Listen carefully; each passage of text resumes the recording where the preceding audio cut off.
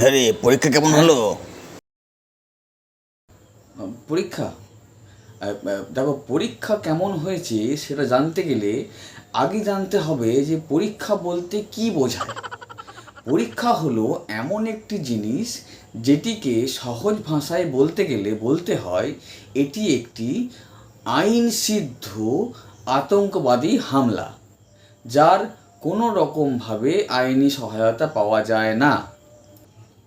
এছাড়াও পরীক্ষা সম্পর্কে বলতে গেলে এটা বলতে হয় যে পরীক্ষা হলো এমন একটি কার্য যে কার্যের মধ্যে কিছু অজানা প্রশ্নের বৈজ্ঞানিক চিন্তাভাবনা, অন্তরাত্মাকে জাগরণের মাধ্যমে এবং কল্পনা শক্তির উন্মোচনের মাধ্যমে নিজের ক্রিয়েটিভিটিকে কাজে লাগিয়ে উত্তর খুঁজে সেই উত্তর সাদা পত্রে লিপিবদ্ধ করার নাম হলো পরীক্ষা। আরে ঘোড়ার ডিম, পরীক্ষা কেমন হলো বল না।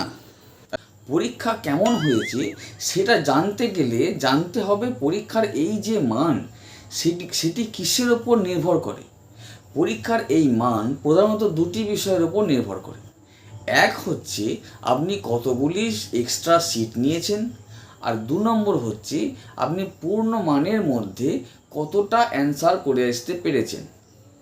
যদি মনে করা হয় যে সম্পূর্ণ যে পূর্ণ মান ছিল সেই সম্পূর্ণ উত্তর লিখে আসার পরে মনে করা হয় যে পরীক্ষাটি ভালো হয়েছে, কিন্তু কল্পবিজ্ঞানের প্রয়োগে নিজের ক্রিয়েটিভিটিকে কাজে লাগিয়ে উত্তর বার করে এনে এই উত্তরটিকে উত্তরপত্রে লিখতে গিয়ে যে সময়টি লাগে সেই সময়ের মধ্যে পূর্ণমানের উত্তর লিখে আসা সম্ভব হয় না।